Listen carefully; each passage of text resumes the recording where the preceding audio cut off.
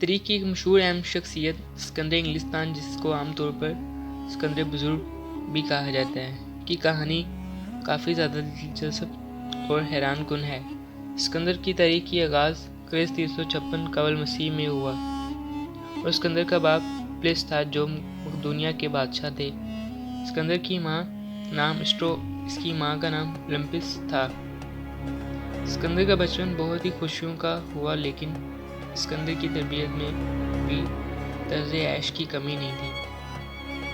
وہ اپنے والد کی طرح مقدونی بادشاہ بننے کا خواب دیکھتا تھا اور اپنی تربیت میں فوجی تربیت حاصل کرنے لگا۔ جب اسکندر بڑا ہوا تو وہ اپنے والد کے بعد مقدونیہ کا بادشاہ بنا اور اپنی فوج کو مخصوص تربیت دی تاکہ وہ دنیا کو فتح کر سکے۔ اسکندر کی فوج میں قدرتی طور پر جنگی فضل مضبوط رہا اور عظیم جذبے کی تعلیم دی گئی تھی۔ اسکندر کی تاریخ میں ایک بہت بڑا اہم موضوع یہ بھی تھا کہ یونان کے بادشاہ داریوش کو شکست دی اور اسکندر نے اپنے امپائر کو وسیع خطوں پر پھیلا دیا۔ اسکندر نے مصر کو فتح کیا، اس نے اپنے امپائر کو بڑھانے کی کوشش کی۔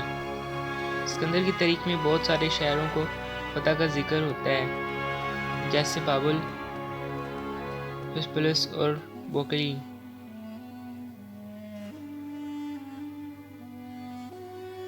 اسکندر کو اسکندر بزرگ بھی کہا جاتا ہے کیونکہ اس نے بنیادی تربیت اور شعر گرامی کی بدولت بہت بڑا کام کیا ہے اور دنیا کی سب سے بڑی امپائر کی تخلیق کی ہے۔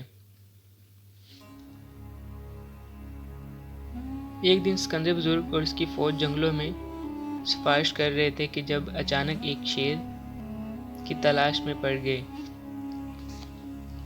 شیر نے اپنی آنکھیں ان کی طرف اٹھا لی اور اس کے ساتھ مکا ہو گیا۔ اسکندر اور اس کی فوج کی افسوس کی بات یہ ہے کہ وہ بندر پیش کر سکتے تھے جو طبیعت کے حساب سے ضعیف تھا، لیکن شیر ایک شاندار اور دلکش شکار تھا۔ جب شیر نے اسکندر کی طرف دوڑا تو اسکندر نے اپنی تلوار کے ذریعے اس پر حملہ کیا اور شیر کو زخمی کر دیا۔ شیر کی جان میں خطرہ تھا، لیکن وہ شیر کو دوبارہ حملہ کرنے کے لیے تیار تھا۔ اسکندر نے دوبارہ شیر پر حملہ کیا اور اس کو ایک زخم دیا جس سے شیر زخمی ہو گیا۔ شیر اب اور حملہ کرنے کی صلاحیت رکھتا تھا، لیکن اب وہ شیر کی زخم سے بہت کمزور ہو گیا تھا۔ اسکندر بزرگ نے شیر کو محبت سے پال بدل کر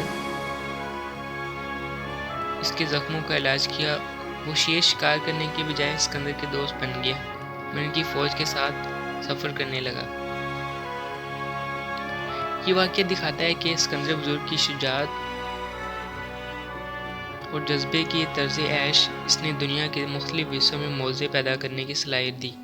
اسکندر کی تاریخ میں اس طرح کے دلچسپ واقعے کئی ہیں جو اس کی شخصیت کی انوکھی پہلو کو دکھاتے ہیں اور اس کی عظیم میراث کا حصہ ہیں۔